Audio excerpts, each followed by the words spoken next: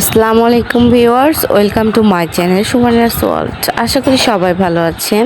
আজকে নতুন একটি রেসিপি নিয়ে চলে আসলাম। এই গরমে কিন্তু অবশ্যই সবজি খেতে হবে।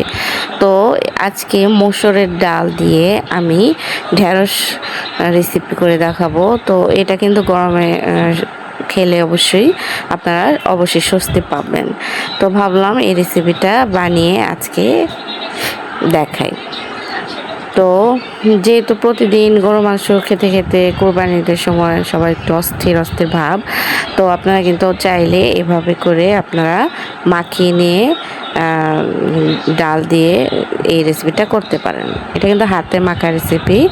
তো পেঁয়াজ, কাঁচামরিচ সব কিছু, ডাল এবং পরিমাণ মতো আদা রসুন বাটা, হলুদের গুঁড়ো, মরিচের গুঁড়ো, লবণ, তেল সব কিছু দিয়ে মাখিয়ে নিয়ে তারপরে হালকা একটু পানি দিয়ে আমি একদম বসিয়ে দিলাম আর জোর আঁচে দিয়ে দিলাম।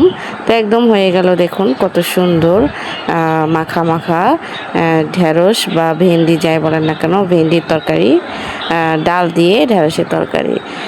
অবশ্যই আমার চ্যানেলটি সাবস্ক্রাইব করবেন, আর ভিডিওটি ভালো লাগলে অবশ্যই লাইক দিয়ে যাবেন, কমেন্ট করবেন।